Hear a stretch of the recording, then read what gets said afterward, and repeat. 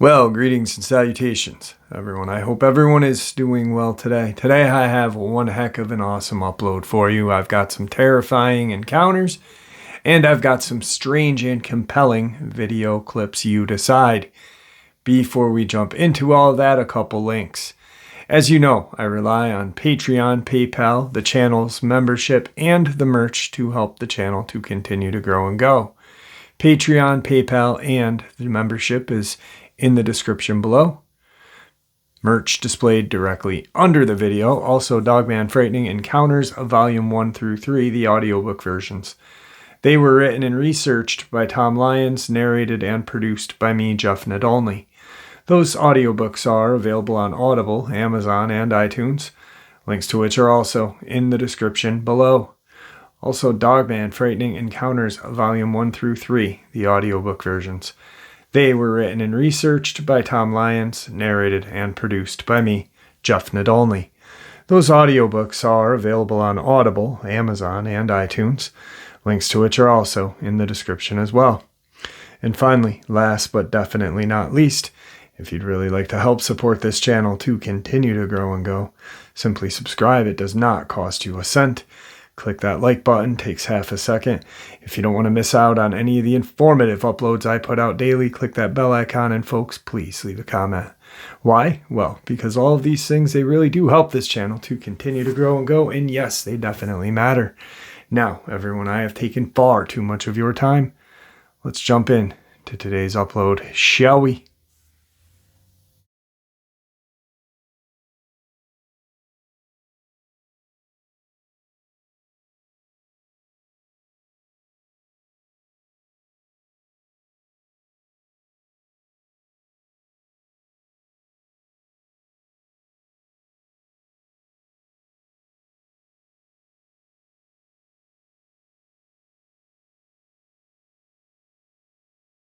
Today's first subscriber submitted encounter out of that great state of Mississippi.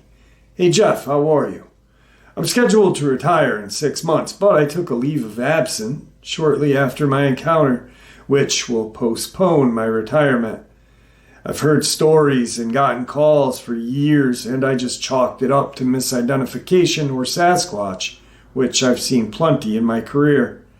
My encounter happened as I was responding to a call. I knew the residence of the caller, which I cannot disclose, due to a tragic mauling that happened years ago, which my supervisor at the time told me that it was one of the worst crime scenes he had ever seen.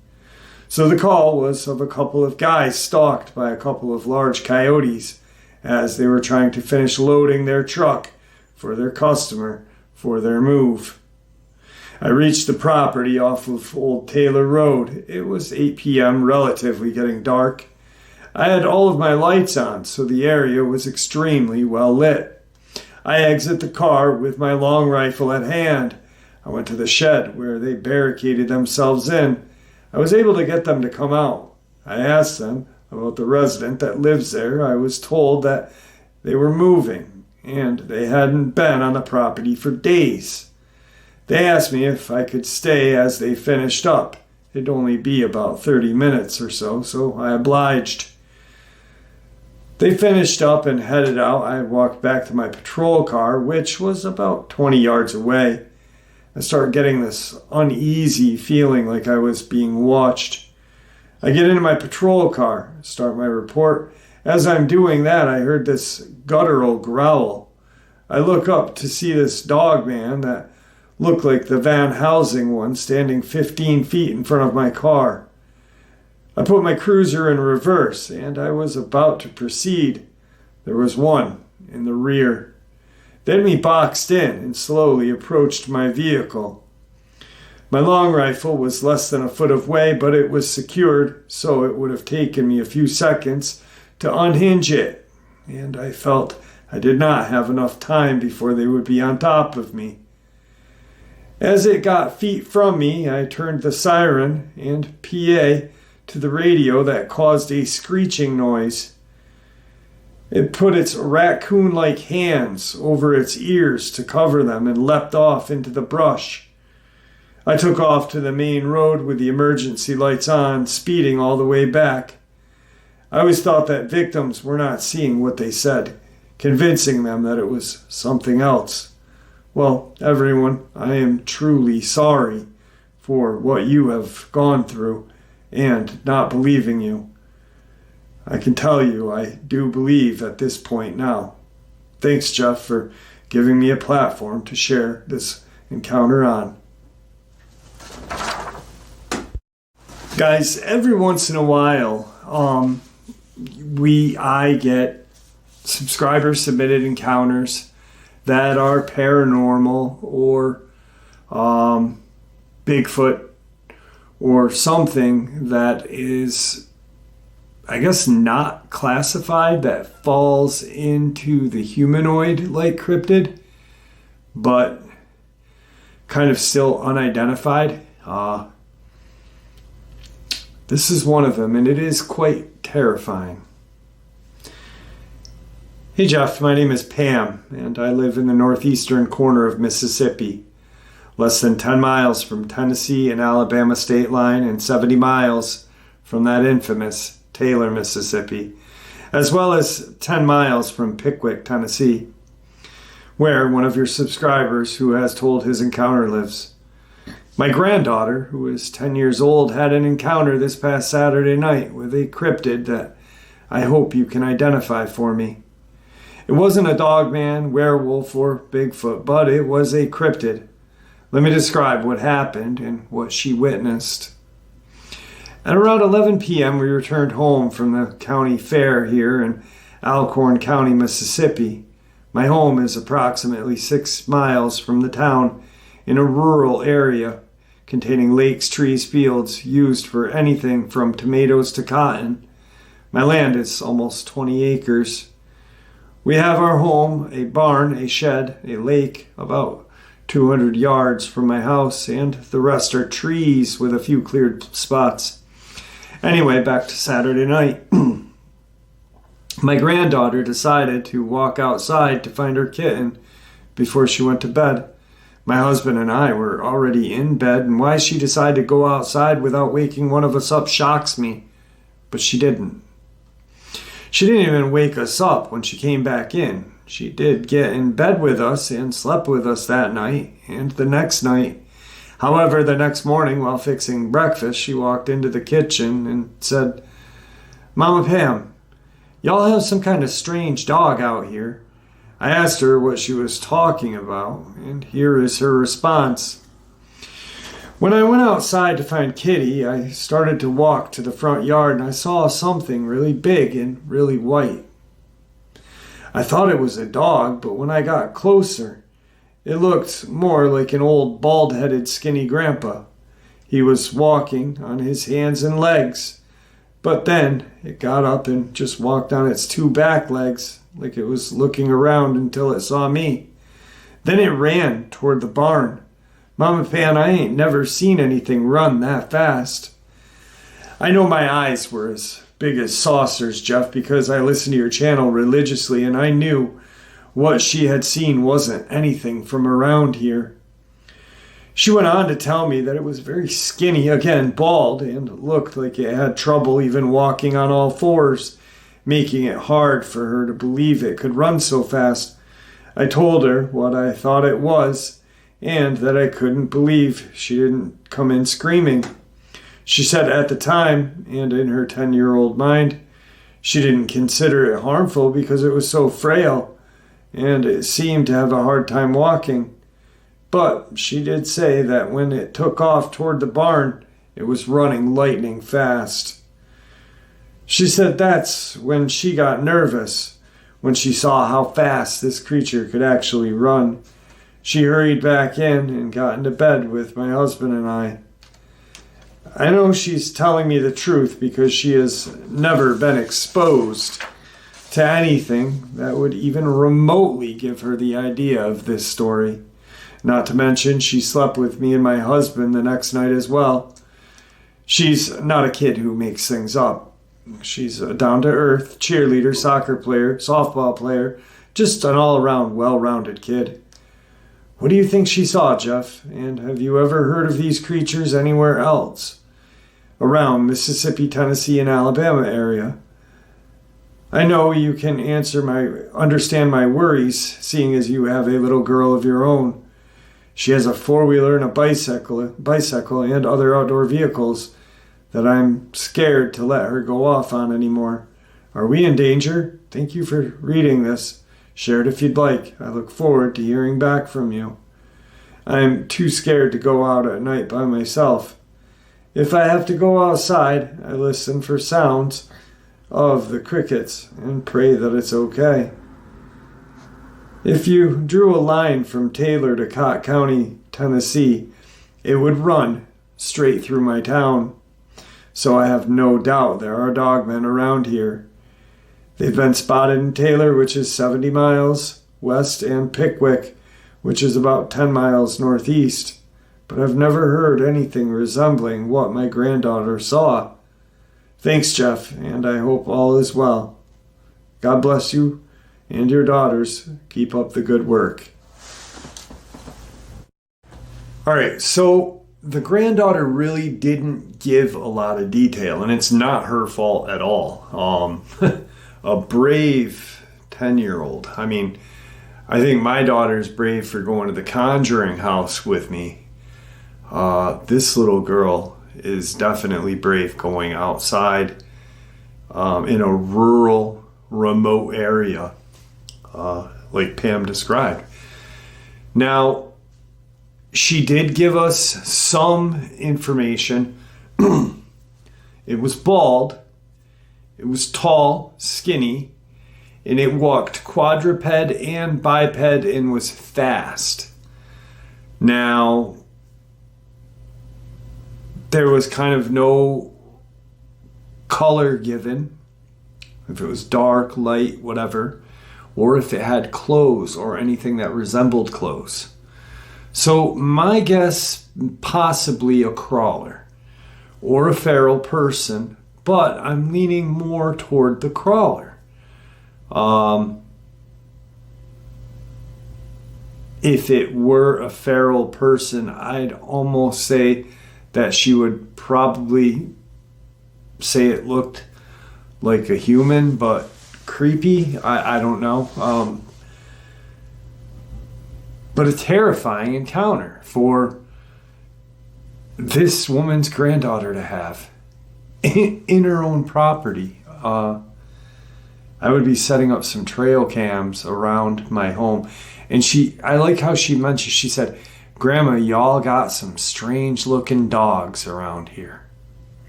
Because it ran very similar to a dog.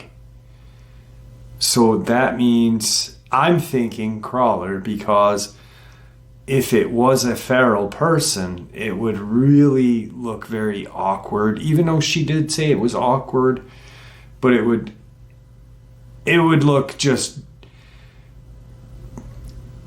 more or less really kind of stupid looking. And I think the little girl would say, hey, I don't think this, I think some weird guy was stalking me, Grandma. But I think it was a crawler. And, what do you guys think? Leave that in the comment section. Let's jump into today's third Mississippi subscriber experience. Hey Jeff, I know this channel is centered around Dogman and other cryptid creatures, but I have a disturbing encounter to share. I'm a hunter from central Mississippi, at the beginning of the pine belt that hides who knows what in many unexplored woods. A few years ago, on my way back home, there's this wolf-like creature sitting on the side of the road, lying down without a care in the world. We have plenty of coyote packs here in Mississippi that hang around cow pastures and farms, but this was no typical coyote or wolf. This thing was larger than a wolf, but lean and muscular, and was the definition of an apex predator. One thing that stood out was its ears that stood on the top of its head like a Doberman, and its grayish coat and black mask. I have never seen a wolf here in Mississippi, but the elders always speak of a swamp or red wolf. Looking at the behavior of wolves, they're very shy unless provoked, but this creature had no fear and stared back at me like I was in its way. I honked the horn and it jumped to its feet in an aggressive stance and stood its ground like a lion would. The next night I came through the same road and the creature was lying in the middle of the road like it was its den. It got up slowly and walked off like it owned the road. This creature knew he was the most dangerous thing there because he stared right at me as I watched in amazement. I found your channel because of the encounter, and I've heard a few encounters that are close to mine. Some people believe these events are not real, but I am going to tell them, like an elder once told me. When you're in the woods, they know it. When you are there to hunt, they also know. It's no telling what's in those woods because we humans moved in on them. The creature has not been seen lately, but there were animals mangled beyond recognition in the woods for some time. My cousin even had a dog with a plug bitten out of its thigh, like its flesh was butter. There are plenty of pets missing, and this is due to the woods being cut down and habitats being destroyed. This beast has nowhere else to go, so there's no telling what will be forced out of the woods. Your friend C. To me, what the gentleman just described sure sounded like a Dogman. Large, wolf-like creature, not a care in the world. Bigger than a wolf. Ears at the top of its head, a grayish coat, and a black mask kind of on its eyes. That would be very cool to see. A Dogman with kind of like that bandit looking eyes. So besides what I got in my hand here, that pretty much does it for subscriber submitted encounters out of Mississippi. What I do have is my friend and the friend of the channel, Luke's encounters. I'm going to share with you all the first 2 emails I ever got from Luke, which really put Taylor, Mississippi on the map for me. You know, I'm friends with Dark Waters. And like I said, I don't listen to other people's channels unless I'm directed to. And I haven't listened to all of James's encounters on his channel. I've heard his experience and obviously the Lockett Ranch, which by the way is not in Taylor, Mississippi. Some people think it is, but it's not. Also, the ranch is underwater. It does not exist. I had an email actually that I didn't share because the guy was just talking about his journey through Taylor and Oxford, saying that he was looking for the Lockett Ranch. I wanted to email him back. What made you think Lockett Ranch is in Taylor? Because Dark Waters had his encounter in Taylor and did a story called the Lockett Ranch? Go figure. Anyway, this really put Taylor, Mississippi on the map for me. And it really made my heart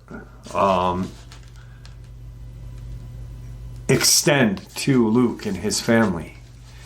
And I have a good friend now because of it. So, let's get into it. Hey Jeff, first let me start off by saying our property is only a few acres in Taylor, Mississippi. We've had the property for 50 years, I believe. My grandfather at the time was a handyman, doing odd jobs for people, and he also worked in the town's grocery store. At the time, my grandfather, George, was 22. He would get up at 4 a.m. to walk 2 or 3 miles each way since he didn't own a vehicle. He did this every day for 3 years. Then he met my grandmother, and they started dating, so he would get off of work and head to her house, which was 1 mile in the opposite direction of his.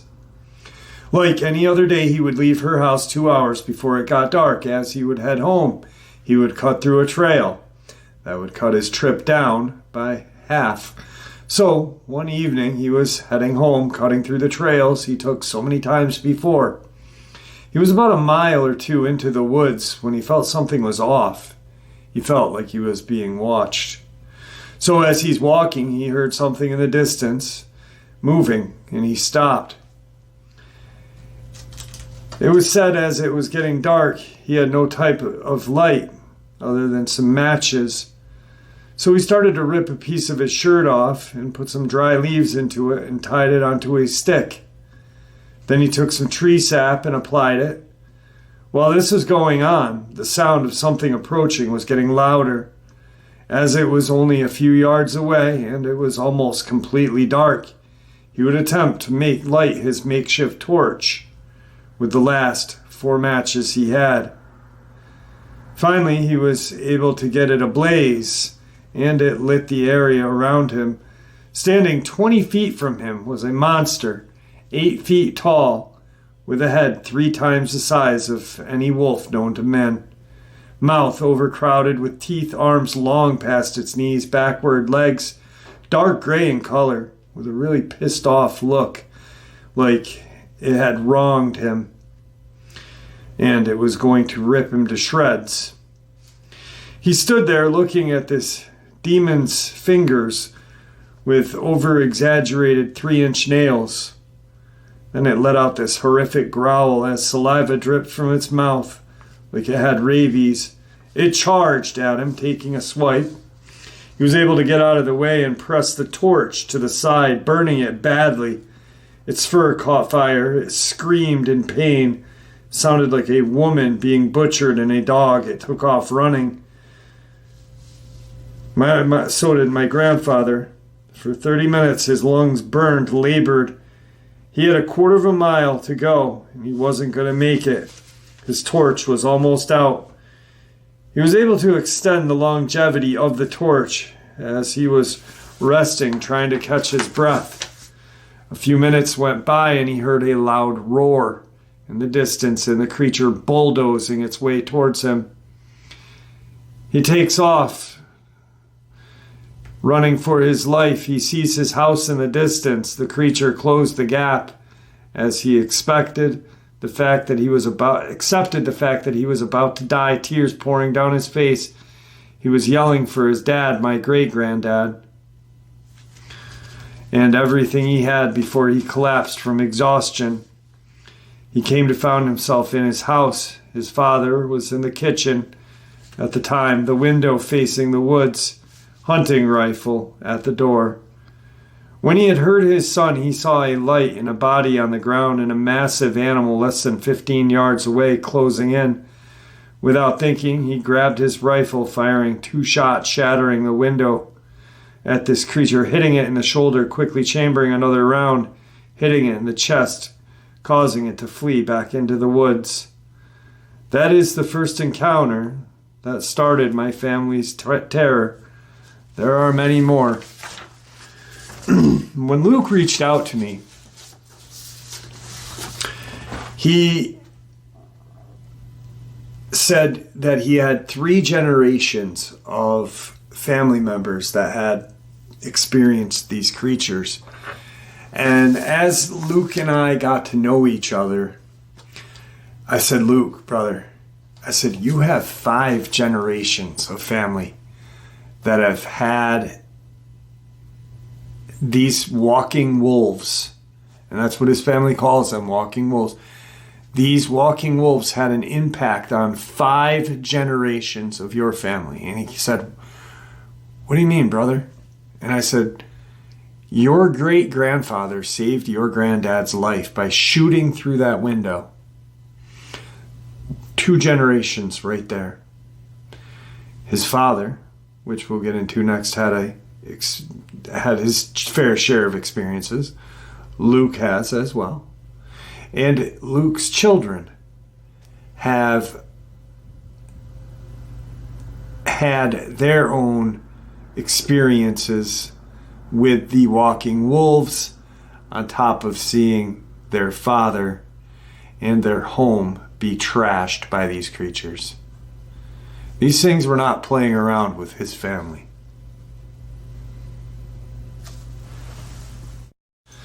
Hey Jeff, Luke, sorry, meant to get back to you sooner, just been tied up.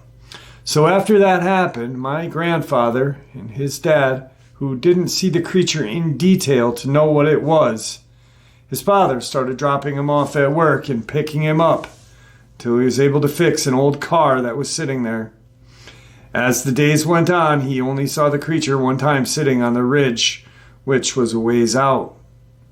After that, he didn't see the thing for months, went back to his regular life, ended up marrying his girlfriend at the time, later having a son, my dad. 6 months after he was born, strange things started happening around the house, which was built on the same property. Tapping on the bedroom window, doorknobs being tested, things like that. It would happen on a nightly basis, so one night he stood up and waited for the anomalies to happen, which it did. As it was tapping on the window, he snuck out the side of the house to flank what was making that sound, and to his surprise, it was the creature from that night a couple of years back with the scar on its arm from being burned. The creature didn't see him yet, so he raised his rifle, chambering around, and as he did, the creature quickly turned and looked off as he fired.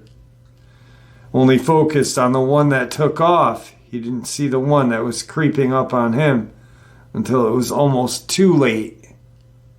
Baffled, there was 2 of them, he said, as he fired a shot at the other one, as quickly retreated into the house. Years went by with no further incident after that. A new group of walking wolves would traverse the property by the sign of the tracks, and sometimes a visual but no interaction, until one night when George, my grandfather, went into his son's room, my dad, to check on him, and there was that thing watching my dad sleep in his bed across from the window. Anger overtook my granddad as he rushed to the window. Then, being only a foot apart, separated by glass, the thing smirked and walked off. I'll send the rest of the 2 emails slot to write so I can cut some insignificant things out. If you require other information from the 2 encounters, please let me know and I will answer them.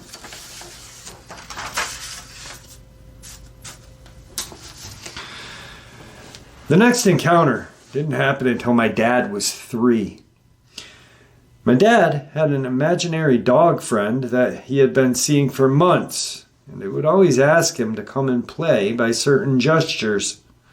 My grandfather didn't think much of it until one day my dad said, "Doggy only comes at night." When it finally clicks in my granddad's head, it's one of those walking wolves. So he called a couple of his buddies and explained what had been happening. They devised a plan to try and kill it. So they got a couple of bear traps, placing them outside of my dad's window, blending into the shrubs. So night comes. My dad's fast asleep. My grandfather carries him to the other side of the house with my grandma and one of his friends as he heads back to the room with the lights out and the window open, him on an angle with his rifle pointing toward the window. One friend was in the shed 15 yards away from that window with his rifle pointed. The creature showed up, but believed it was aware of the presence of his friend in the shed, so it approached the shed instead of being said. His friend screamed as it was trying to enter. My granddad went to the window and fired a shot, ended up missing, and it took off. The creature stopped coming for a while. Dad grew up in his teens. His dad told him the history of the property and what goes on there, that he shouldn't go out at night. But like any other kid would think, he was telling him boogeyman stories to get him to come inside early. So when my gram and grandpa would go to sleep, he would sneak out of the house and meet up with his friends at the lake a quarter mile from the house. On this one night, he snuck out of the house and didn't make it 15 yards from the house. There was a figure standing by a tree 50 feet in front of him. "Who's there?" my dad said. Then the creature stepped foot into the light, and everything his dad told him started flooding in. He started slowly backpedaling. As every step he took, the creature copied. As he got to his window, the walking wolf sped up, diving into his room. He quickly shut and locked the window. The creature pressed its face upon the window, licking it from top to bottom. This left my dad traumatized. He didn't speak about it for weeks. He didn't even want to leave the house. Eventually, with the help of his dad, he was able to cope. It stopped coming around for years. He didn't have any more encounters until late in his adulthood and early in mine, which I believe cost us dearly. Jeff, how have you been? Hope all is well. Sorry it took me a while to get back to you. I was hospitalized for a few days, non-COVID related. I have some lacerations from my back of my shoulder to the front. Pretty much there's going to be a scar once it heals up a little bit. Not in risk of getting infected. But that's a story for another time. Right now I have only 50% use of one arm, so I cannot type due to nerve damage. My wife Lynn is helping me, or I'll be here forever trying to type one-handed. Anyway, back to the rest of the experiences. Years went by, 20 years or so with no further encounters. Life was back to normal for my family. Then I came along. I had a normal childhood growing up, no encounters with those walking wolves that my dad, granddad, and my great-grandfather had experienced and told me about. However, at 6 or 7, I had an encounter with a woodsman, or what you would call a Bigfoot. I would play in the front near the woods, and it would watch me and I would watch it, and it would make waving motions. I never felt threatened. I would say it came to be my friend. I would go in the woods, leaving trinkets for me, and it kept the coyotes away. This went on for years into my young adulthood. I had no fear of the woods at all. I was friends with an 8-foot Bigfoot. The closest we ever got to each other was, I'd say, 10 feet. I was in my 20s at the time. My life took a change for the worst. I would spend hours in the woods more than I would spend at home. One late summer afternoon, I was in the woods looking for my friend and couldn't find him, but had this ominous feeling that I needed to head home, so I did that. I had this feeling it was watching me. So the naive me thought it was my friend, and I called out to him. 40 feet away from me was this dog-like creature crouching down in the brush looking at me. Then it stood up.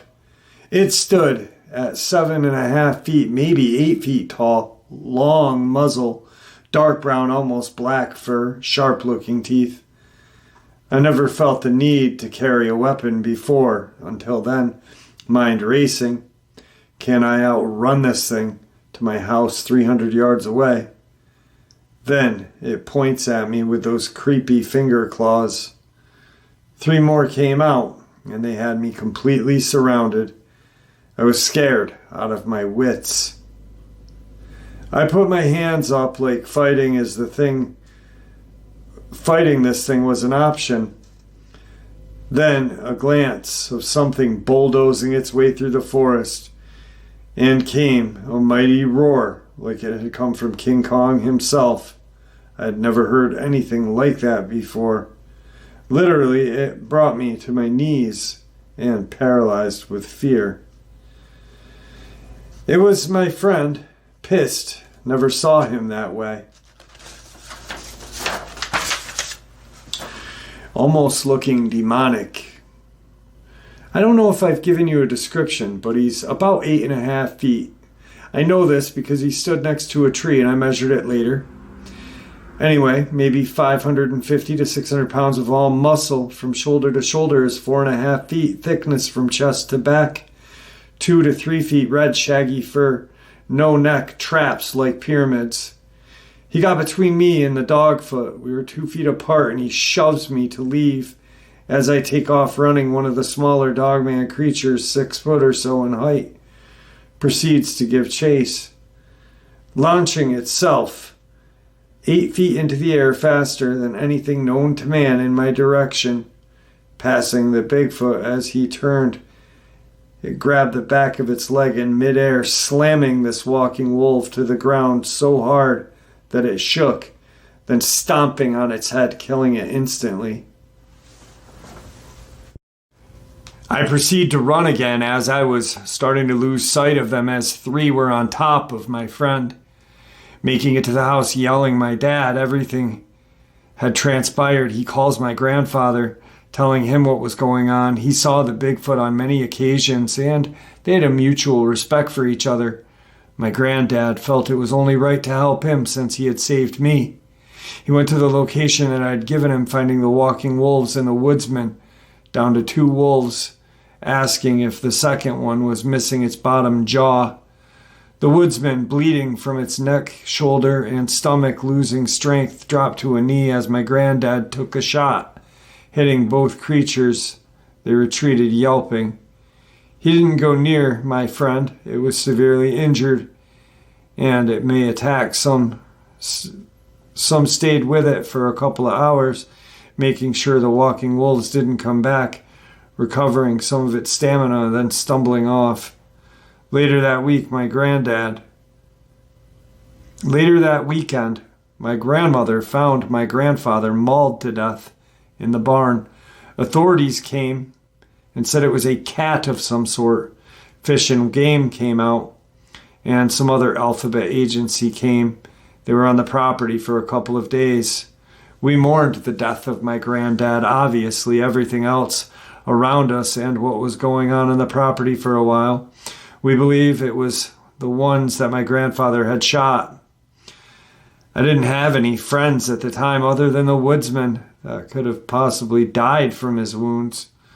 So my dad got a bunch of his friends who were hunters to go and kill this supposed cougar or mountain lion.